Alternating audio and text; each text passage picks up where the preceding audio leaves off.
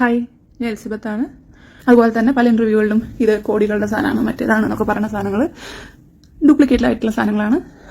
മോൺസൺ മാവുങ്കൽ കൊടുത്ത ഗിഫ്റ്റ് അല്ല അത് ആക്ച്വലി മോൺസൺ മാവുങ്കലിന്റെ ഡ്രൈവർ ഇയാള്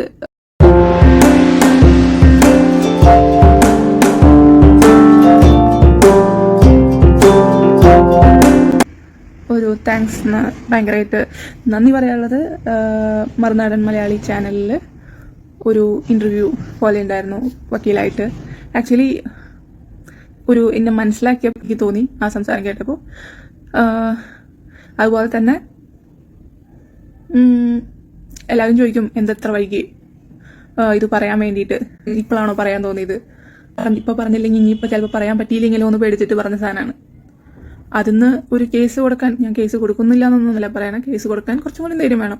അവിടെ ഇട്ടിട്ട് അവിടെ കുറച്ച് കളിപ്പിച്ച് അവിടുത്തെ കുറച്ച് കുറ്റങ്ങളും ഇതും കുറവുകളും ഒക്കെ പറഞ്ഞ് നമ്മളെ ഒന്ന് റാഗ് ചെയ്തിട്ടൊക്കെ വിട്ടിട്ട് ആണ് ഈ കേസ് പോകാൻ എനിക്ക് നന്നായിട്ട് അറിയാം. അപ്പോൾ അതുപോലെ തന്നെ അതേ സൈമൾട്ടേനിയസ്ലി പല സ്ഥലത്തും ത്രെട്ടുകളും പലതരത്തിലുള്ള ഭീഷണികളും ഒരുമിച്ച് നടക്കും എന്ന് ഞാൻ വിശ്വസിക്കുന്നു. അപ്പോൾ അതൊക്കെ ഫേസ് ചെയ്യാനൊരു ധൈര്യം വേണ്ടേ? അപ്പോൾ ആ ധൈര്യം ഉണ്ടാകുമ്പോൾ ഞാൻ എന്തായാലും വിട്ടോളും. പക്ഷെ ആ ധൈര്യം ഉണ്ടാവണ വരെ ഇത് പറയാണ്ടിരിക്കാൻ പറ്റില്ല എന്ന് എനിക്ക് തോന്നി. കഥകൾ പറയാന്ന് പറഞ്ഞാൽ, നടന്ന കഥകൾ പറയാന്ന് പറഞ്ഞാൽ കുറെ കഥകളുണ്ട്. അതുപോലെ തന്നെ എനിക്ക് അറിയേണ്ട കാര്യം, ഈ 250 കോടി ഉണ്ടോ? ഇങ്ങനെ ആൾക്കാരുടെ വീഡിയോകളിൽ വന്നിട്ട് എപ്പോഴും ഇങ്ങനെ പറയുന്നുണ്ടല്ലോ ഇത്ര കോടിയുണ്ട് എന്ന് പറയുന്ന സംഭവങ്ങൾ. അത് ശരിക്കും ആൾക്കാരനെ പറ്റിക്കണമാണോ? ആക്ച്വലി ഇന്നെ കല്യാണം കഴിച്ചു എന്ന് പറഞ്ഞിട്ട് വൈഫാണ് എന്ന് പറഞ്ഞിട്ട് കൊണ്ടുവന്നു. ഓക്കെ, ഇന്നെ പറ്റിച്ചത് ഓക്കെ, നാട്ടുകാരനെ അത് പറ്റിച്ചു അങ്ങനെയൊക്കെ പറഞ്ഞിട്ട് അതിൽ വേറെ എന്തെങ്കിലും ഉദ്ദേശമുണ്ടോ? ഞാൻ ഒരു ഫിലിം കണ്ടിട്ടുണ്ടായിരുന്നു, ബോഗംവില്ല എന്ന് പറഞ്ഞിട്ടൊരു ഫിലിം. സംഭവം എനിക്ക് അങ്ങനത്തെ എനിക്ക് ഈ വയലൻസ് പടങ്ങൾ അത്ര ഇഷ്ടമല്ലെങ്കിലും എനിക്ക് അതിൽ നായകനെ കാണാൻ പറ്റിയിരുന്നില്ല. എനിക്കതിൽ ഒരാളുടെ മുഖം മാത്രമേ കാണാൻ പറ്റിയിട്ടുള്ളൂ. അത് പറഞ്ഞ് ഞാൻ ആളിനെ കൊല്ലുന്നുണ്ടെന്നല്ല ഞാൻ പറയണേ ആ സിനിമയിൽ പോലെ. ബട്ട് ഇങ്ങനെ വൈഫ് എന്ന് പറഞ്ഞ് മുന്നിൽ നിർത്തിയിട്ട് പല കള്ളത്തരങ്ങളും കാണിക്കുന്ന എൻ്റെ ഒരു എക്സാമ്പിളും അതുപോലത്തെ ആൾക്കാർക്ക് മാന്യമായ മുഖംമൂടി ഉണ്ട് എന്നൊക്കെ ആ ഫിലിമിൽ, എനിക്ക് ആ നായകന്റെ മുഖമല്ല അത് കണ്ടത്. ഞാൻ ആ ഫിലിമിൽ കണ്ടത് വേറൊരാളുടെ മുഖം. അതാരും മുഖമെന്നൊന്നും ഞാൻ പറയുന്നില്ല. മൈൻഡ് ഇത്തിരി സെറ്റിലാക്കാൻ വേണ്ടിയിട്ടൊക്കെ ഇങ്ങനെ ഡിസ്ട്രാക്ട് ചെയ്യാൻ വേണ്ടിയിട്ട് സിനിമ കണ്ടപ്പോൾ കറക്റ്റ് ഇതന്നെ. അതോ ഇതിന്റെ തോന്നൽ വെച്ചിട്ട് ചിലപ്പോൾ തോന്നണമായിരിക്കാം, പറയാൻ പറ്റില്ല, ബട്ടുള്ള ആളാണല്ലോ. അങ്ങനെ പിന്നെന്ന് പറയുകയാണെങ്കിൽ ഈ കുറെ കാലമായിട്ട് ആൾക്കാരനെ പറ്റിക്കുന്നുണ്ട്. പറഞ്ഞാൽ ചില ആൾക്കാരുടെ കമന്റ് വേറെ കണ്ടതാണ്. നേരത്തെ ആൾക്കാരുന്നില്ല, ചില ആൾക്കാർക്ക് ആദ്യം തന്നെ കേസ് കൊടുത്ത് എല്ലാതും ചെയ്തു, അപ്പോഴും മനസ്സിലായില്ലേ പിന്നെ എന്തിനാ പോയി കെട്ടിയെന്ന്. ഞാൻ ഈ ഒരു ഡിവേഴ്സ് കഴിഞ്ഞിട്ട് ഞാൻ കേട്ട ന്യൂസുകൾ എന്താ വെച്ചാൽ, ഡിവേഴ്സായി, ഇയാളുടെ എന്തോ 70% സ്വത്ത് തട്ടിക്കൊണ്ടുപോയി, കുട്ടീനെ കാണിക്കണില്ല, അങ്ങനെ പല ന്യൂസുകളാണ് ഞാൻ കണ്ടിട്ടുള്ളത്. ഇയാൾ ഇത് ഇടയ്ക്കിടയ്ക്ക് വന്നിട്ട് പറയുന്നുണ്ട്. തിരിച്ച് ആരും ഒന്നും റിപ്ലൈ ചെയ്യുന്നില്ല. ആരും ഇതിനെ പറ്റിയിട്ട് ഇയാൾ ഇങ്ങനെ പറഞ്ഞുകൊണ്ടിരിക്കുന്നു. അതിന് ഓപ്പോസിറ്റ് സൈഡിൽ എന്തെങ്കിലും വേർഷൻ ഉണ്ടെങ്കിൽ നമ്മൾ കോടതിയിൽ നടന്ന കാര്യങ്ങളൊന്നും നമ്മൾ അറിയാം. ഞാൻ ഇങ്ങേരുടെ വേർഷൻ ഞാൻ കേട്ടിരുന്നു. ഇങ്ങേർക്ക് പോയിസൺ കൊടുത്തിട്ട് കൊല്ലാൻ നോക്കിയെന്നും അത് തെളിയിക്കാൻ വേണ്ടിയിട്ട് ഒരു ഡോക്ടറെ കൊണ്ട് പുള്ളിയുടെ കോളിൽ തന്നെ എന്നെ വിളിപ്പിച്ചു. അത് ഏത് ഹോസ്പിറ്റലിലത്തെ ഡോക്ടറാന്നൊക്കെ അയാൾ എന്നിട്ട് ആ ഹോസ്പിറ്റൽ മാറി എന്നൊക്കെയാണ് എന്നോട് പറഞ്ഞത്. പിന്നെ എന്തോ കസ്റ്റംസ് ഓഫീസറാണെന്ന് പറഞ്ഞത്, കസ്റ്റംസ് തന്നെയാണെന്ന് തോന്നുന്നു. എനിക്ക് കണ്ട ആളുടെ മുഖം നല്ല പരിചയമുണ്ട്, പേരെ ഒന്ന് ആലോചിച്ചാൽ കിട്ടും. ഇങ്ങനെ 2 പേരാണ് ഇങ്ങേർക്ക് സാക്ഷി പറയാൻ അന്ന് എന്നെ വിളിച്ചിട്ടുണ്ടായിരുന്നത്. ഓക്കെ, അപ്പൊ നമ്മൾ ഇത് സത്യമല്ലാന്ന് വിചാരിക്കേണ്ട കാര്യം ഇല്ല. അല്ലാണ്ട് വേറൊന്നും വിളിച്ചു പറഞ്ഞിട്ടില്ല. ഇപ്പോൾ ഈ ഒരു 2 കൊല്ലങ്ങളൊക്കെ ആയിട്ടാണ് ഇങ്ങനത്തെ കേസുകളും ഇതൊക്കെ വന്നിട്ടുള്ളത്. അതുകൊണ്ട് തന്നെ നിങ്ങൾ എന്ത് പറഞ്ഞിട്ടാണ് ആ കാര്യത്തിൽ കുറ്റം പറയണമെന്ന് എനിക്ക് മനസ്സിലാവുന്നില്ല. പിന്നെന്താണ് എന്ന് പറയുന്നത്, മോൺസൺ മാവുങ്കൽ എന്ന് പറഞ്ഞിട്ടുള്ള കേസിനെ പറ്റിയിട്ടാണ്. ആക്ച്വലി പുള്ളിയുടെ ഞാൻ വീഡിയോ ആ കേസ് വന്നപ്പോഴാണ് കൂടുതൽ ശ്രദ്ധിക്കുന്നത്. പക്ഷെ എനിക്ക് ആ പുള്ളിനെ മുമ്പേ അറിയാമെന്ന് പറഞ്ഞാൽ ഞങ്ങൾ കല്യാണം കഴിക്കുന്നതിനും ഒരു 4 ദിവസം മുമ്പ് ഇന്നെ ഇയാളിനെ കാണിക്കാൻ കൊണ്ടുപോണ്ട് ഇയാളുടെ വീട്ടിലേക്ക്. എന്നിട്ട് എന്നോട് പറയണത് ഇതെന്റെ ബ്രദറാണ്, എൻ്റെ അമ്മയ്ക്ക് പുള്ളീനെയാണ് എന്നെക്കാളും വിശ്വാസം, അപ്പൊ പുള്ളി കണ്ടിട്ട് ഓക്കെ പറഞ്ഞാലാണ് അമ്മ സമ്മതിക്കുകയാണ്. അപ്പൊ അങ്ങനെ അവിടേക്ക് പോയിട്ട് കാണുന്നുണ്ട്, എന്നെ കൊണ്ട് പുള്ളിയുടെ കാലിൽ വീഴിക്കുന്നുണ്ട്. അങ്ങനെ പുള്ളി സംസാരിച്ചു. അപ്പോൾ അപ്പോഴേക്കും പുള്ളി എന്റെ വീട്ടിലത്തെ കാര്യങ്ങളൊക്കെ ഫുൾ അന്വേഷിച്ചിട്ടുണ്ട്. എന്നിട്ട് പുള്ളിയുടെ അമ്മേനെ വിളിച്ചിട്ട് പറയാണ്, എന്താണ് എലിസബത്ത് ഭയങ്കര നല്ല കുട്ടിയാണ്, കുടുംബമൊക്കെ ഭയങ്കര നല്ലതാണ്, ഞാൻ അല്ലാതെ അന്വേഷിച്ചാണ്, ധൈര്യമായിട്ട് കല്യാണം കഴിക്കാം, നല്ല കുട്ടിയാണ്, നീ ഭാര്യയുടെ കാര്യം ആലോചിച്ചാൽ മതി എന്നൊക്കെ പറഞ്ഞ് വലിയൊരു ബിഗ് ബ്രദർ ലെവൽ വർത്താനൊക്കെ അവിടുന്ന് ഉണ്ടായിരുന്നു. അപ്പോൾ അവിടുന്നും തിരിച്ച് അമ്മയുടെ ഭാഗത്തുനിന്ന് എൻ്റെ മോൻ പറഞ്ഞ എനിക്ക് വിശ്വാസമില്ല, മോൻസൺ പറഞ്ഞ എനിക്ക് വിശ്വാസമാണെന്ന് പറഞ്ഞിട്ട് അവിടുന്ന് പറയും. മാത്രമല്ല അവിടുന്ന് എന്തോ ഒരു ചെയിൻ, ഒരു ചെറിയ ചെയിൻ ഇയാളെ കൊണ്ട് എൻ്റെ കഴുത്തിൽ ഇടിപ്പിക്കുന്നുണ്ട്. സ്വർണ്ണ ചെയിനല്ല, സം അതർ തിങ്, അതെന്താണെന്നറിയില്ല. അതും ഇവരുടെ ചെന്നൈ ലോക്കറിൽ ഉണ്ട്. അങ്ങനെയാണ് ഞാൻ ഫസ്റ്റ് ഈ മനുഷ്യനെ പരിചയപ്പെടുന്നത്. നല്ല സംസാരം, പക്ക എന്നോട് പറഞ്ഞ ഭയങ്കര വലിയ കാശുകാരനാണ്, അങ്ങനെയാണ് ഇങ്ങനെയാണ്, എൻ്റെ സ്വന്തം ചേട്ടനാണ്, എനിക്ക് വേണ്ടി എന്ത് വേണമെങ്കിലും ചെയ്യും. നീ ഇപ്പം ഞാൻ ഷൂട്ടിങ്ങിന് പോണ സമയത്ത് നീ ഒറ്റയ്ക്കാണ് വീട്ടിലെങ്കിൽ ജസ്റ്റ് 2 മിനിറ്റ് നടക്കേണ്ട ദൂരമുള്ളൂ, അങ്ങോട്ട് പോയാൽ പിന്നെ ആരും നിന്നെ തൊടില്ല, ഓക്കെ, അല്ലെങ്കിൽ വിളിച്ച് ഇങ്ങോട്ട് വരുത്താനും വീട്ടിലേക്ക് വരുത്തിയാലും കുഴപ്പമില്ല. അത്രമാത്രം വിശ്വാസമുള്ള ആളായിരുന്നു. പക്ഷെ കേസ് വന്നപ്പോൾ അറിയാമെന്ന് മാത്രമായി. ബ്രദറായിരുന്നു. അതുപോലെ തന്നെ പുള്ളിക്കൊരു മോതിരം ഇയാൾ ഇട്ട് കൊടുക്കണ ഒരു വീഡിയോ, അത് ഞാൻ പിന്നെയാണ് ശ്രദ്ധിക്കണം. ഈ കേസ് വന്നു കഴിഞ്ഞ് കുറച്ച് കഴിഞ്ഞിട്ടാണ് ഞാൻ ഈ ശ്രദ്ധിക്കണത്. കാരണം ആ മോതിരത്തിന്റെ പേരിൽ പല തവണയും കുഴപ്പമുണ്ടായിട്ടുണ്ട്. കാരണം ആ മോതിരത്തിന് 1 കോടി രൂപ വിലയുണ്ടെന്നാണ് പുള്ളി പറയണത്. പുള്ളിയുടെ മോതിരാണെന്നാണ് പറയണത്. 1 കോടി രൂപ വിലയുണ്ട്, എന്തോ അതിന്റെ ഒരു ഹിസ്റ്ററി പറഞ്ഞു, അതൊക്കെ ഓർമ്മയില്ല നമ്മുടെ പ്രസ്തുത വ്യക്തി. അപ്പോ ആ സാധനം ഇങ്ങനെ പലതും അങ്ങോട്ടും ഇങ്ങോട്ടും വലിച്ചെറിഞ്ഞിട്ടും പല സമയത്തും കള്ളുപിടിച്ചിട്ട് തീരെ ബോധമില്ലാണ്ടാണല്ലോ ഇരിക്കണേ. അപ്പോൾ അവിടെ ഇവിടെയൊക്കെ ഇടും. അപ്പോൾ അത് കാണാണ്ടാവുമ്പോൾ നമുക്കാണ് ചീത്തയും മടിയൊക്കെ കിട്ടണത്. അപ്പോൾ 1 കോടി രൂപ സാധനമല്ലേ, നിനക്ക് അത് നോക്കിക്കൂടെ? ഭാര്യയല്ല, അല്ലാണ്ട് പിന്നെ നിനക്ക് എന്താ പണി? ഉള്ള പണിയൊക്കെ കളഞ്ഞിട്ട് അവിടെ ഇരുത്തിയിട്ട് അപ്പോൾ ആ മോതിരത്തിന്റെ സംഭവം വെച്ചിട്ട് കുറെ കുഴപ്പങ്ങളുണ്ടായി. പിന്നെ ഈ കേസ് ഉണ്ടായപ്പോഴാണ് ഈ സംഭവം വിട്ടുകൊടുത്തത് മോൺസനാണെന്ന് അറിയണേ. പിന്നെ നോക്കിയപ്പോൾ ഒരു കളക്ഷൻ തന്നെ ഉണ്ട് ഈ മോതിരങ്ങളുടെ, അതുപോലെ തന്നെ എന്തൊക്കെയോ ഗോൾഡ് ചെയിന്, അതുപോലെ തന്നെ എന്തൊക്കെയോ കുറെ അതൊക്കെ ഫുള്ള് കയ്യിലിടുന്ന ബാൻഡുകൾ എല്ലാം ഭയങ്കര കമ്പനി ബ്രാൻഡഡ് സാധനം പോലത്തെ സംഭവങ്ങളാണ്. അപ്പോൾ അങ്ങനത്തെ സാധനമൊക്കെ ഗിഫ്റ്റ് കൊടുത്ത ഒരു കുറെ സെറ്റുകൾ തന്നെ അവിടെ ഉണ്ട്. എല്ലാതും പിന്നെ മോൺസന്റെ അവിടെ നിന്നാണ്. പിന്നെ മോൺസന്റെ കേസ് വന്നപ്പോഴാണ് അതൊക്കെ അന്നൊക്കെ പറഞ്ഞു, ഇതുപോലത്തെ വില കൂടിയ ഗിഫ്റ്റ് കിട്ടണമെങ്കിലും അതിനൊരു ക്ലാസ് വേണം, നിനക്കൊക്കെ ഇങ്ങനത്തെ ഗിഫ്റ്റ് കിട്ടുമെന്ന് ചോദിച്ചിട്ട് പുച്ഛിക്കാറുണ്ട്. അത് വേറെ കാര്യം. ഓക്കെ, നമുക്ക് അതുപോലത്തെ ഗിഫ്റ്റ് ഒന്നും തരാൻ ആരുമില്ല. നമുക്ക് തരികയാണെങ്കിൽ ആരെങ്കിലും ഡയറി മിൽക്കൊക്കെയാണ് ഗിഫ്റ്റ് തരിക. But I am happy with that ആണ്. മാത്രമല്ല സ്വന്തം പേരിൽ കേസ് വരുന്ന പേടിച്ചിട്ട് ചെന്നൈ വീട്ടിൽ നിന്നും മാറി നിൽക്കാം എന്ന് ചെയ്തിട്ട് ഒരു ദിവസം വേറൊരു പെണ്ണിന്റെ വീട്ടിൽ പോയിട്ട് മാറി നിൽക്കുന്നുണ്ട്. ആ പെണ്ണ് ആദ്യം വിളിച്ചപ്പോൾ ഇന്നെ കൊണ്ടുവരാൻ പറ്റില്ല എന്ന് പറഞ്ഞു. പിന്നെ ഇനിയിപ്പോൾ അങ്ങനെയൊക്കെ പോയാൽ പിന്നെ ഇയാൾ ഒറ്റയ്ക്കാവില്ല. ഇനിയിപ്പോൾ അങ്ങനെയും കൂടി പോയാൽ ഈ സമയത്ത് എന്താ വെച്ചിട്ട് ഇനിയും കൂടി കൊണ്ടുപോയി. ആ പെണ്ണ് സമ്മതിക്കാണ്ടും ഇന്നെ അങ്ങോട്ട് കൊണ്ടുപോയി. അങ്ങനെ അവിടെ ഉള്ള സംഭവങ്ങൾ നടക്കണു. പിന്നെ എന്താ പറയാ, പിന്നെ ഞാൻ പറയാൻ വന്നത് ഒരു വെർസാസിന്റെ ഗ്ലാസിനെ പറ്റിയിട്ടാണ്. ഏറ്റവും വില കൂടിയ സൺഗ്ലാസ്ന്നോ അല്ലെങ്കിൽ ഭയങ്കര റേറ്റ് എന്തോ 10,26,000 അങ്ങനെ എന്തോ ഒരു യൂട്യൂബ് ചാനലിൽ ഒരു റിവ്യൂ ഒക്കെ വന്നിട്ടുണ്ടായിരുന്നു, വെർസാസിന്റെ സൺഗ്ലാസ് ഇങ്ങനെ ഉണ്ട് എന്ന് പറഞ്ഞിട്ട്. അപ്പോൾ അതിന്റെ ഉറവിടവും ഈ മോൺസൺ മാവുങ്കൽ തന്നെയാണ്. പക്ഷെ അതിന്റെ ഒരു വ്യത്യാസം എന്ന് പറയുകയാണെങ്കിൽ മോൺസൺ മാവുങ്കൽ കൊടുത്ത ഗിഫ്റ്റ് അല്ല അത് ആക്ച്വലി മോൺസൺ മാവുങ്കലിന്റെ ഡ്രൈവർ ഇയാളിനെ കസ്റ്റഡിയിൽ എടുത്തപ്പോൾ അവിടെ നിന്ന് എടുത്തുകൊണ്ടുവന്ന് അവരൊക്കെ ഓരോ സാധനങ്ങൾ മുക്കിയിട്ടുണ്ടെന്ന് തോന്നുന്നു. അതിന്ന് ഒന്ന് എടുത്തിട്ട് ഇയാൾക്ക് കൊണ്ടുവന്നിട്ട് ഗിഫ്റ്റായിട്ട് കൊടുത്തതാണ്.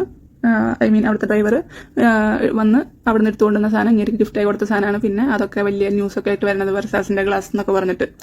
അത് ഒറിജിനൽ ആണോ ഡ്യൂപ്ലിക്കേറ്റ് ആണോ എന്ന് ചോദിച്ചാൽ അതും അറിയില്ല. വീഡിയോ ഇട്ടാക്കാർക്ക് അറിയുണ്ടാവും അത് ഒറിജിനൽ ആണോ ഡ്യൂപ്ലിക്കേറ്റ് ആണോ എന്നൊക്കെ. അതുപോലെ തന്നെ പല ഇന്റർവ്യൂകളിലും ഇത് കോടികളുടെ സാധനമാണ് മറ്റേതാണെന്നൊക്കെ പറഞ്ഞ സാധനങ്ങൾ ഡ്യൂപ്ലിക്കേറ്റ് സാധനങ്ങളാണ്. നാടൻ സാധനങ്ങൾ കണ്ടാൽ കുറച്ച് ലുക്കൊക്കെ തോന്നുന്ന സാധനത്തിന് പുള്ളിയുടെ ഇഷ്ടത്തിനനുസരിച്ചിട്ട് അതൊക്കെ വില കൂട്ടിയിട്ട് പറയുന്നതാണ്. പിന്നെ ആസ്തിയുടെ കാര്യം എനിക്കറിയില്ല, അത് എനിക്കും ഡൗട്ടുള്ള കാര്യമാണ്. എനിക്ക് അറിയുന്ന കാര്യങ്ങളാണ് ഞാൻ അറിയണ പോലെ പറയണേ. അറിയാത്ത കാര്യങ്ങൾ എനിക്കും ഡൗട്ടാണ്. അതിങ്ങനെ എല്ലാവരെയും ഇല്ലാത്ത കാര്യം ഇങ്ങനെ എപ്പോഴും പോയിട്ട് TV യിൽ ഇങ്ങനെ പറഞ്ഞ് പറ്റിക്കുമ്പോൾ അത് കുഴപ്പമില്ലേ. ചെകുത്താൻ്റെ ഇതിൽ ഇങ്ങനെ ഒരു സംഭവമൊക്കെ ഉണ്ടായില്ലേ, തോക്ക് കേസൊക്കെ ഉണ്ടായാലും. അപ്പോൾ എനിക്ക് ഭയങ്കര ദേഷ്യം, ഫ്രസ്ട്രേഷൻ, അതുപോലെ തന്നെ കുറ്റബോധം. നമ്മളിങ്ങനത്തെ ഒക്കെ ഞാൻ എൻ്റെ ലൈഫിൽ ഇങ്ങനത്തെ ഒക്കെ ഒരു കേസിൽ ഇങ്ങനെയൊക്കെ ഉൾപ്പെട്ട് വരുന്നൊന്നും ഞാൻ വിചാരിച്ചിട്ടില്ല. പിന്നെ പേടി, അങ്ങനെ പലതരം ഇതാണ്. നമ്മളതിനെ ഇങ്ങനെ വിചാരിക്കാണ്ട് പോയിട്ട് ഞാൻ ഇനി അവിടെ നിന്നെങ്കിൽ ഞാൻ വല്ല കൊലക്കേസിൽ പ്രതിയായിരുന്നു. അമ്മാതിരി ഇതൊക്കെ നമ്മളതിനെ പോയി കൊണ്ടുപോയി പെടുത്തും. അതുപോലെ തന്നെ ഞാൻ സെപ്റ്റംബർ 4-നാണ് അവിടുന്ന് വീട്ടിൽ നിന്ന് ഇറക്കി വിട്ടുവെന്നോ അല്ലെങ്കിൽ ഇറങ്ങിപ്പോയിന്നോ പറയാം. അത് പ്ലാൻഡായിട്ട് ഇറക്കി വിട്ട സാധനമാണ്. അത് പ്ലാൻഡായിട്ട് അതൊക്കെ പിന്നെ കഥകളിൽ ഞാനുണ്ടെങ്കിൽ ആ കഥകളൊക്കെ ഇതിൽ വരുന്നതായിരിക്കും. അപ്പോൾ സെപ്റ്റംബർ 4-നാണ് ഞാൻ ഇറങ്ങണം. എനിക്ക് ഡേറ്റ് നല്ല ഓർമ്മയുണ്ട് സെപ്റ്റംബർ 4 തന്നെയാണ്. അപ്പോൾ ആ ഇറങ്ങണ സമയത്ത് ചില ആൾക്കാർ പറയുന്നുണ്ട്, അയ്യോ ചേട്ടാ ചേച്ചി ഇറങ്ങി പോണു, എനിക്കിവിടെ കോടികൾ വരണത് നോക്കണു, അല്ലെങ്കിൽ ഈ ലൂസ് ഇറങ്ങി പോകണം ഞാൻ നോക്കേണ്ട ആവശ്യമുണ്ടോ എന്ന് ചോദിച്ചിട്ടൊക്കെ ചോദ്യങ്ങളൊക്കെ വരുന്നുണ്ട്. അപ്പോൾ നമ്മുടെ വക്കീലും അതുപോലെ തന്നെ കുറേ ഗുണ്ടാസെറ്റുകളൊക്കെ അവിടെ ഉണ്ട്. അപ്പോൾ അങ്ങനത്തെ പരിപാടികൾ അവിടെ നടക്കുന്നുണ്ട്. അതുപോലെ തന്നെ പല ഡയലോഗുകളും സ്ഥിരം. ഞാൻ ആക്ച്വലി ട്രോളൊക്കെ ഇടുമ്പോൾ ചെറിയ ചെറിയ തെറി കേൾക്കുമ്പോൾ എനിക്ക് ഭയങ്കര സങ്കടമായിരുന്നു. പക്ഷെ ഇങ്ങനെ കൂടി കേട്ടപ്പോൾ എനിക്ക് തമിഴ് തെറി, മലയാളം തെറി, തെലുങ്ക് തെറി, ഈ മൂന്നും കേട്ടിട്ട് ആക്ച്വലി വലിയ ഇതൊന്നുമില്ല. പിന്നെ ഇമോഷണലി കൊള്ളുന്ന കുറച്ച് ഇത് കേൾക്കുമ്പോൾ മാത്രമാണ് കുറച്ച് ഫീലിങ്സ് വരുന്നത്. തെറി കേട്ടിട്ടൊന്നും എനിക്കിപ്പോൾ വലിയ എഫക്റ്റ് ഇല്ല. കാരണം നമ്മൾ ഏറ്റവും സ്നേഹിക്കുന്ന ആളിൽ നിന്ന് ഏറ്റവും വൃത്തികെട്ട രീതിയിലുള്ള തെറി കേൾക്കുമ്പോൾ നമുക്ക് പിന്നെ അതൊരു യൂസ് ടു ആവും. ഓക്കെ, അപ്പോൾ ഞാൻ അത് പറയാൻ വന്നത് ആക്ച്വലി ചെകുത്താൻ്റെ കാര്യം പറയാൻ വേണ്ടിയിട്ടായിരുന്നു. അപ്പോൾ സെപ്റ്റംബർ 4-നാണ് ഇറങ്ങണത്. അത് കഴിഞ്ഞിട്ട് സെപ്റ്റംബർ 8-ന് എൻ്റെ ബർത്ത്ഡേ. സെപ്റ്റംബർ 8-ന് എൻ്റെ ബർത്ത്ഡേ ആയിരുന്നു, അല്ല എല്ലാ കൊല്ലമാണ്. അപ്പോൾ ആ സെപ്റ്റംബർ 8-ന് യൂട്യൂബിൽ എനിക്ക് ആറാട്ടണ്ണൻ എന്ന സന്തോഷ് വർക്കി എനിക്കൊരു ബർത്ത്ഡേ മെസ്സേജ് അയച്ചിട്ടുണ്ടായിരുന്നു. ഹാപ്പി ബർത്ത്ഡേ എലിസബത്തിനോ ഹാപ്പി ബർത്ത്ഡേ മൂവ് ഓൺ എന്നങ്ങോട്ട് പറഞ്ഞിട്ട് മെസ്സേജ് എനിക്ക് ഓർമ്മയില്ല. അതിൻ്റെ സ്ക്രീൻഷോട്ടൊക്കെ ഉണ്ട്. അപ്പോൾ ആ സ്ക്രീൻഷോട്ട് ഇട്ടിട്ട് പുള്ളി ഒരു ഇൻ്റർവ്യൂ കൊടുത്തു. കണ്ടില്ലേ ഇപ്പം എന്താ പുള്ളിയുടെ ഉദ്ദേശം എന്ന് കണ്ടില്ലേ? ആ രണ്ടുപേരുടെയും മുഖവും ചെറിയും ഇതൊക്കെ ആ കാണിച്ചു കൊടുത്തിട്ടുള്ള മെസ്സേജ് കണ്ടില്ലേ എന്ന് കാണിച്ചാൽ വിചാരിക്കും എനിക്ക് എന്തോ പേഴ്സണൽ മെസ്സേജ് അയച്ച് വൃത്തികേട് പറഞ്ഞു എന്നാണ് വിചാരിക്കുക. ആ വീഡിയോ കണ്ടിട്ടുള്ള ആൾക്കാർക്ക് മനസ്സിലാവും. ആകെ പുള്ളി ഒരു യൂട്യൂബ് കമന്റ് ആയിട്ട് ഹാപ്പി ബർത്ത്ഡേ എലിസബത്ത് എന്ന് മാത്രമാണ് ഇട്ടിട്ടുള്ളത്. അത് കഴിഞ്ഞിട്ട് ഞാനതിൽ താങ്ക് യു ചേട്ടാ എന്ന് പറഞ്ഞിട്ട് ഇട്ടിട്ടുണ്ട്. അതിന്റെ സ്ക്രീൻഷോട്ട് പിന്നെ പല വീഡിയോകളിലായിട്ട് വന്നിട്ടുണ്ട്. ഈവൻ ചെകുത്താൻ അന്ന് ഇത്ര കേസ് ഉണ്ടായിട്ട് ചെകുത്താൻ അന്ന് അത് ഷെയർ ചെയ്തിട്ടുണ്ടായിരുന്നു. എന്നിട്ട് ചോദിക്കുന്നുണ്ട്, എന്ത് ചെറിയാടോ ഇത്? ഈ ചെറി നിങ്ങളുടെ ഭാര്യേനെ ആറാട്ടണ്ണനെ നിങ്ങൾ ഓക്കെ ഇതാക്കാൻ വേണ്ടി പറയുന്നു. ഈവൻ നിങ്ങളുടെ ഭാര്യേനെ പോലും നിങ്ങൾ എത്ര വൃത്തിയായിട്ട രീതിയിൽ നിങ്ങൾ കളിയാക്കാൻ പോലെയല്ലേ ചിരിച്ചിരിക്കണേന്ന് ചോദിച്ചിട്ട് അതിൽ ആ ഇന്റർവ്യൂ ചെയ്യണ ആളും ഒപ്പം ചിരിക്കുന്നുണ്ട്. സ്വന്തം ഭാര്യയോടൊക്കെ ഇങ്ങനെ പറയാൻ നിങ്ങൾക്ക് എങ്ങനെ തോന്നേന്ന് ചോദിക്കുന്ന സീൻ എനിക്ക് ആ വീഡിയോ കണ്ടപ്പോൾ ആക്ച്വലി കരച്ചിട്ട് തോന്നി, സത്യമായിട്ട്.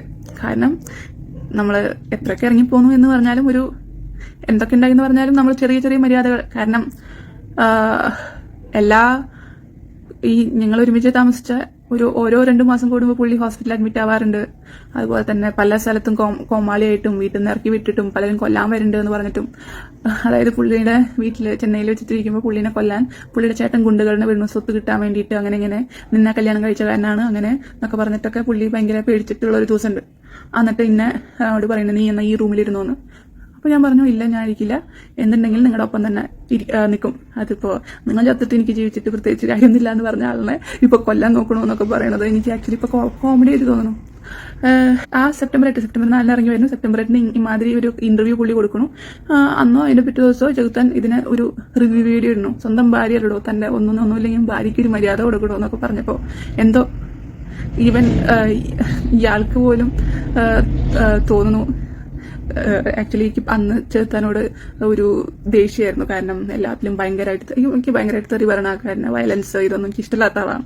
അപ്പോൾ അതിൽ കുറേ ഇതിലും തെറി പറയണോ എന്ന് കാണുമ്പോൾ ഒരു ദേഷ്യം ഉണ്ടായിരുന്നു. പക്ഷെ പുള്ളി അടക്കം പറയണു സ്വന്തം ഭാര്യയുടെ ഒന്നുമില്ലെങ്കിലും എന്ന് പറഞ്ഞിട്ട് ചോദിച്ചിട്ടുള്ള ഒരു തെറിയുണ്ട്. എന്തോ കരച്ചിൽ വന്നത് കണ്ടപ്പോൾ. അപ്പോൾ I was very happy that he came to see me. ആ സന്തോഷം അധികം നേരം നിൽക്കാൻ പുള്ളി സമ്മതിച്ചില്ല. അപ്പോഴേക്കും കമന്റുകളുടെ ഒരു വർഷമായിരുന്നു. പിന്നെയാണ് ചേഞ്ചുകൾ. നമ്മളെന്തായാലും ഇതൊക്കെ പറയാൻ വിചാരിച്ചു. എൻ്റെ ലൈഫിലുണ്ടായ സംഭവങ്ങൾ പറയാൻ വിചാരിച്ചു. ഇതേ സിറ്റുവേഷനിൽ കടന്നു പോകുന്ന ആൾക്കാരുണ്ടായിരിക്കും, എന്നെ കണ്ട് വൃത്തിയായിട്ട സിറ്റുവേഷനിൽ കടന്നു പോകുന്ന ആൾക്കാരുണ്ടായിരിക്കും, സൂയിസൈഡിന്റെ അറ്റത്ത് നിൽക്കുന്ന ആൾക്കാരുണ്ടായിരിക്കും. ഇപ്പോൾ ഞാനായിട്ട് കരയുക, അല്ലെങ്കിൽ ഡൗൺ ആവുക, അല്ലെങ്കിൽ ഈവൻ നേരത്തെ പറഞ്ഞ സംഭവങ്ങൾ ഞാൻ ചെയ്യുകയാണെങ്കിൽ ചിലപ്പോൾ ഈ അറ്റത്ത് നിൽക്കുന്ന ആൾക്കാരനൊക്കെ ഞാനേ പിടിച്ച് തള്ളണ പോലെ ആയിരിക്കും. ഞാൻ ഒരിക്കലും അങ്ങനെ ചെയ്യില്ല. എനിക്ക് ഈവൻ ജയിലിൽ പോയാലും കുഴപ്പമില്ല, ഞാൻ ബോൾഡായിട്ടിരിക്കും. എനിക്ക് ഒരു ഇൻസ്പിറേഷൻ ആവണം. ഞാൻ എൻ്റെ കഥകൾ എൻ്റെ FBയും അതുപോലെ തന്നെ യൂട്യൂബും അല്ലെങ്കിൽ ഇപ്പോൾ എങ്ങനെയാച്ചാ ഞാൻ അത് പറയും. ടിൽ ലോ പിന്നെ അത് പറയരുത് എന്ന് പറയണ വരെ അത് പറയിപ്പിക്കാൻ അവർ ശ്രമിക്കും. അപ്പോൾ അതിനനുസരിച്ചിട്ട് നമ്മൾ നീങ്ങുന്നതായിരിക്കും. അപ്പോൾ അത് വേറെ കാര്യം. നിങ്ങൾ പറഞ്ഞ പോലെ 250 കോടി കണ്ടിട്ടില്ല, ഇഷ്ടം കൊണ്ട് പോയതാണ്. അതിപ്പോൾ ഈ പറഞ്ഞു നടക്കുന്ന ആൾക്ക് തന്നെ അത് നന്നായിട്ട് അറിയാം. അല്ലെങ്കിൽ ചാവം കിടക്കുന്ന സമയത്ത് എലിസബത്ത് വലിയ താങ്ക മുടിയല്ലേ എന്നൊരിക്കലും പറയില്ല. അല്ലെങ്കിൽ പുലർച്ചെ 3 മണിക്ക് ചോര ഇങ്ങനെ ബേസിൻ കണക്ക് ശ്രദ്ധിക്കുന്ന സമയത്ത് എലിസബത്ത് നീ പോരണം, ഇല്ലെങ്കിൽ നീ വന്നില്ലെങ്കിൽ ഞാൻ എൻഡോസ്കോപ്പി ചെയ്യില്ല, അല്ലെങ്കിൽ ഞാൻ ചാവണേണ്ട മുമ്പ് നിന്നെ എനിക്ക് കാണണം എന്ന് പറഞ്ഞിട്ട് വിളിക്കണത് ഒക്കെ, അതും ബാക്കി എല്ലാവരും തടഞ്ഞിട്ട് ഞാനൊരിക്കലും ആ പേപ്പറുകളിലൊന്നും സൈൻ ചെയ്യാൻ പാടില്ല, കാരണം ഇങ്ങനെ ചാവുന്നാണ് എല്ലാവരും പ്രതീക്ഷിക്കുന്നത്. അപ്പം ഞാൻ സൈൻ ചെയ്ത കൂടുതലും ഭാര്യ എന്ന് തെളിയിക്കാൻ വേണ്ടിയിട്ടുള്ള ഡോക്യുമെന്റ്സ് ആണല്ലോ. അതുകൊണ്ട് തന്നെ എന്നെ പലതരത്തിൽ അത് കണ്ടിട്ടുള്ള ആൾക്കാരൊക്കെ ഉണ്ട്. പക്ഷെ അവരൊക്കെ സത്യം പറയുമെന്ന് എനിക്കറിയില്ല. ഞാൻ കരഞ്ഞിട്ടുണ്ട് അവിടെ നിന്നിട്ട് കാണണമെന്ന് പറഞ്ഞിട്ടും ഇതൊന്നും ഈവൻ ലിവർ ട്രാൻസ്പ്ലാന്റ് അടക്കം വേണ്ടെന്നൊക്കെ പറഞ്ഞിട്ടുള്ളൊരു സമയമൊക്കെ ആദ്യം ഉണ്ടായിരുന്നു. പക്ഷെ അത് കണ്ടിട്ടുള്ള ആൾക്കാരൊക്കെ കണ്ണടയ്ക്കും, ആരും ഒന്നും മിണ്ടില്ല. ഓക്കെ, അത് അവരെ ഒന്നുമില്ലെങ്കിൽ ആ സമയത്ത് ഹെൽപ്പ് ചെയ്ത ആൾക്കാരെ ഈ കാണിക്കാൻ വേണ്ടിയിട്ടും അതുപോലെ തന്നെ ഈ ലിവർ ട്രാൻസ്പ്ലാന്റേഷൻ നടക്കണമെന്ന് ഇത് ചെയ്യാൻ വേണ്ടിയിട്ടൊക്കെ ഹെൽപ്പ് ചെയ്ത ആൾക്കാരെ. അതുകൊണ്ട് അവരിനി സത്യം പറഞ്ഞില്ലെങ്കിൽ എനിക്ക് കുഴപ്പമില്ല. കുറെ ആൾക്കാർ എന്നോട് പറഞ്ഞിട്ടുണ്ട്. ഡോക്ടറിനെ ആദ്യം വട്ട് കേസാണെന്നാണ് പറഞ്ഞോണേ. പിന്നെ കുറെ പെണ്ണുങ്ങൾ ഇവിടെ വരാറുണ്ട്, അവരൊക്കെ കാശ് കണ്ടിട്ട് വരണമെന്ന് ഞങ്ങൾക്കറിയാം. അപ്പോൾ ഡോക്ടറും അതുപോലെ പിന്നെ വട്ടുണ്ടല്ലോ. അപ്പോൾ പിന്നെ ഞങ്ങൾ വിശ്വസിച്ചു. പിന്നെ ഈ ഹോസ്പിറ്റലിൽ കിടന്നപ്പോഴാണ് ഞങ്ങൾ ഡോക്ടറുടെ ഇത് മനസ്സിലായത്. അതുകൊണ്ടാണ് ഡോക്ടർ പറയണേ, ഇവിടുന്ന് പൊക്കോ, നിങ്ങൾ ഒന്ന് വീട്ടിൽ പോയാൽ ഇവിടെ പല പെണ്ണുങ്ങളും വരും, ഇത് ഞങ്ങൾ കാലങ്ങളായിട്ട് കാണണം. പക്ഷെ ഞങ്ങളൊന്നും ഇതിനെ എതിർക്കാൻ ഞങ്ങൾക്ക് പറ്റില്ല, ഞങ്ങളൊക്കെ പാവപ്പെട്ട ആൾക്കാരാണ്, ഒന്നും പറയാനൊന്നും പറ്റില്ല, അങ്ങനെയൊക്കെ പറഞ്ഞിട്ടുള്ള അതിന് ഒരു എക്സാമ്പിളും പറഞ്ഞു. അതായത് നമ്മളൊരു വിസർജനത്തിൽ ചവിട്ടിയാൽ വീണ്ടും ആ വിസർജനത്തിൽ നമ്മൾ ചവിട്ടി എന്ന് പറഞ്ഞിട്ട് വീണ്ടും പോയി ചവിട്ടാൻ പോകും, അതോ കാലെടുത്ത് മാറ്റി വയ്ക്കുമോ എന്നാണ് എന്നോട് ഒരു എക്സാമ്പിൾ അവർ ചോദിച്ചത്. അത് ഡോക്ടർ തീരുമാനിക്കണം എന്ന് പറഞ്ഞിട്ട് എന്നോട് പറഞ്ഞിട്ട് പോയി. അപ്പോൾ ഇന്നെ മാത്രം ഒരു 2 കൊല്ലത്തോളം ഇന്നെ ഒരു ഭ്രാന്തിയാക്കിയിട്ട് ഒന്നും മിണ്ടാതെ ആക്കിയിട്ടും ഈവൻ ആ ഹോസ്പിറ്റൽ അഡ്മിഷൻ ദൈവത്തിന്റെ തീരുമാനമാണോ എന്നടക്കം എനിക്കറിയില്ല. കാരണം സെപ്പറേറ്റ് ആയിട്ടുള്ള ഞാൻ അതും ഇന്ന അവിടെ കൊണ്ടുവരരുത് എന്ന് ആഗ്രഹിച്ച കുറെ ആൾക്കാർ അവിടെ ഉണ്ടായിരുന്നു. പക്ഷെ എന്താ പുള്ളിക്ക് എന്നെ വിളിക്കാൻ തോന്നിയെന്ന് പോലും എനിക്കറിയില്ല. അതോ എല്ലാവരെയും പറ്റിച്ചിട്ട് ഈ പറ്റിക്കാണ് മനസ്സിലാവാത്ത ഏറ്റവും മണ്ടി ഞാനാന്ന് അറിഞ്ഞാണോ ആ സമയത്തിന് വിളിക്കാൻ തോന്നിയെന്ന് എനിക്കും അറിയില്ല. ഇവള് എത്ര പറ്റിച്ചാലും ചതിക്കില്ല എന്ന് ഉറപ്പുള്ള കാരനാണോ എന്ന് അറിയില്ല. ആ ഉറപ്പുള്ള കാരനാണോ വീണ്ടും ഇപ്പൊ വീഡിയോകളിൽ വന്നിട്ട് മെക്കിട്ട് കയറണേന്നും അറിയില്ല. പക്ഷെ ഇന്റെ ധൈര്യത്തിന് അണ്ടർ എസ്റ്റിമേറ്റ് ചെയ്യരുത്. ഈവൻ നിങ്ങളെന്നെ വെട്ടാൻ ഗുണ്ടകൾ വരുന്നുണ്ട് എന്ന് പറഞ്ഞപ്പോഴും നിങ്ങളുടെ കൂടെ നിൽക്കുമെന്ന് പറഞ്ഞ ആളാണ്. അത് നിങ്ങൾ കണ്ടിട്ടുള്ളതാണ്. ഒരു ഇഷ്ടത്തിന്റെ പേരിൽ അങ്ങനെ നിൽക്കുന്നുണ്ടെങ്കിൽ, അതുപോലെ തന്നെ കുറെ ആൾക്കാര് നിങ്ങൾ വിട്ടിട്ട് പോയപ്പോഴും വിടാണ്ട് ഒപ്പം നിന്ന ആളാണ്. കുറെ തരത്തില് ഡൗട്ടുകൾ തോന്നിയിട്ടുണ്ടെങ്കിലും നിങ്ങൾ പറയണ കരഞ്ഞിട്ടും ഇത് ചെയ്തിട്ടും പറയുമ്പോൾ നിങ്ങൾ പറയണതാണ് സത്യം എന്ന് വിശ്വസിച്ചത് നിങ്ങളോടുള്ള ഇഷ്ടം കൊണ്ടാണ്. ആ ഇഷ്ടമൊന്നൊക്കെ തുടക്കം തൊട്ടിട്ട് നിങ്ങൾ അതൊരു മാനിപ്പുലേഷൻ ആയിരുന്നു, അല്ലെങ്കിൽ ഒരു ഫേക്ക് സാധനമായിരുന്നു, ജസ്റ്റ് ഒരു ബാക്കപ്പ് ഓപ്ഷൻ ആയിരുന്നു എന്നൊക്കെ മനസ്സിലാവണത് നിങ്ങൾ ആദ്യം തൊട്ടിട്ട് നിന്നെ പ്രേമിക്കുമ്പോൾ നിങ്ങൾ വേറെ പെണ്ണിന്റെ കൂടെ ജീവിക്കണു എന്ന് അറിഞ്ഞപ്പോഴാണ്. അതൊക്കെ പറഞ്ഞാൽ മനസ്സിലാവണ ആൾക്കാര് അതിനെ പറ്റിയിട്ടൊക്കെ പറയണമെന്നുണ്ട്. അടുത്ത വീഡിയോയിൽ പറയാൻ പറ്റിയാൽ പറയാം, അല്ലെങ്കിൽ പറയണില്ല. എനിക്കൊന്നേ ഉള്ളൂ, ഒന്നെങ്കിൽ ഞാനിത് ജയിക്കുകയാണെങ്കിൽ എനിക്ക് ആർക്കെങ്കിലും ഒരു ഇൻസ്പിറേഷൻ ആവണം. ഈ ഒരു അവസ്ഥയിൽ കടന്നു പോണ ഒരാൾക്കൊരു ഇൻസ്പിറേഷൻ ആവണമെന്നുണ്ട്. ജയിച്ചില്ലെങ്കിലും ഇങ്ങനെയൊക്കെ കടന്നു പോയിട്ട് ഇങ്ങനെയൊക്കെ പറയാൻ ധൈര്യം ഉണ്ടായില്ലോ. എത്രമാത്രം മുത്തിട്ട കമന്റ് വരണേ. ഈവൻ ഇതിനൊക്കെ എന്തൊക്കെ ഓപ്പോസിറ്റ് ഉണ്ടാവുന്നു അറിയില്ല. ഓപ്പോസിറ്റ് പലതരത്തിലും ഓരോ വീഡിയോകൾ ഇടുന്നതും ഓരോ ഭീഷണി പോലെ തന്നെയാണ് ഇടുന്നത്. അത് ഭീഷണിയാണെന്ന് എനിക്ക് മനസ്സിലാവുന്നുണ്ട്. അതുപോലെ തന്നെ വീണ്ടും കമന്റ് വന്നിട്ടുണ്ടായിരുന്നു. ആ കമന്റ് ഞാൻ ഡിലീറ്റ് ചെയ്ത് സ്ക്രീൻഷോട്ട് ചെയ്തിട്ട് അവരുടെ അക്കൗണ്ട് കൂടി സ്ക്രീൻഷോട്ട് എടുത്ത് ഇത് നമ്മൾ എടുത്തു വെച്ചിട്ടുണ്ട്. അതായത് പഴയ കാര്യങ്ങൾ പറഞ്ഞിട്ടുള്ള ഭീഷണികൾ. ഇനിയും നിനക്ക് വീഡിയോ ചെയ്യണമെന്നുണ്ടെങ്കിൽ ഞാൻ നിന്റെ നാണം കെടുത്തുന്നുള്ള രീതിയിലുള്ള ഓരോ സാധനങ്ങൾ. ഞാൻ ഇതല്ല, ഇനി ഇതിന്റെ നിങ്ങൾക്ക് മാക്സിമം ചെയ്യാൻ പറ്റുന്ന എന്ത് ചെയ്താലും ഞാൻ എനിക്ക് പറ്റുന്ന കാര്യങ്ങളൊക്കെ പറയും. അതുപോലെ തന്നെ പറ്റുന്ന പോലെ എന്നാണ് എനിക്ക് ഈ കോടതിയൊക്കെ ഫേസ് ചെയ്യാൻ പറ്റുന്നത്. അവരെ സ്വമേധയാ കേസ് എടുക്കാൻ പറ്റുകയാണെങ്കിൽ ഞാൻ എല്ലാ തരത്തിലും അതിന് സന്തോഷത്തോടെ സ്വീകരിക്കും. ഈവൻ ആ കേസ് ജയിക്കില്ലേ എനിക്കറിയില്ല. ജയിക്കും തന്നെയാണ് എൻ്റെ പ്രതീക്ഷ. ജയിക്കാനുള്ള കാര്യങ്ങൾ ഉണ്ട് എന്നാണ്. ഒരു നോർമൽ ഹ്യൂമൻ എന്ന രീതിയിൽ വക്കീലൊന്നും പഠിച്ചിട്ടില്ല, കേസുകളിനെ പറ്റിയിട്ട് വലിയ പിടുത്തില്ല. പക്ഷെ ഒരു നോർമൽ കോമൺ സെൻസിന് ആലോചിച്ചിട്ട് നോക്കുമ്പോൾ ഇങ്ങനെയൊക്കെ ചെയ്താൽ ഇങ്ങനെയല്ലേ ഉണ്ടാവേണ്ടത് എന്ന് വിചാരിക്കുമ്പോൾ നീതി കിട്ടേണ്ടതാണ്. അങ്ങനെ ആകുമ്പോൾ എല്ലാ രീതിയിലും ഞാൻ സഹകരിക്കണതാണ്. ഈവൻ എനിക്കെതിരെ കേസെടുത്താലും ഞാൻ സഹകരിക്കണതാണ്. ഞാൻ എവിടെയും ഓടിപ്പോകാൻ പോകുന്നില്ല. ഞാൻ അങ്ങോട്ട് തന്നെയാണ് വരുന്നത്. എനിക്ക് അങ്ങോട്ട് ഓടിപ്പോകേണ്ട ആവശ്യമില്ല. ഓക്കെ, ഇനി അടുത്ത വീഡിയോയിൽ പോവാം. അടുത്ത വീഡിയോയിൽ പറയാം. ഓക്കെ, ഇനിയും കഥകൾ ധാരാളം ഉണ്ട്. Okay, by.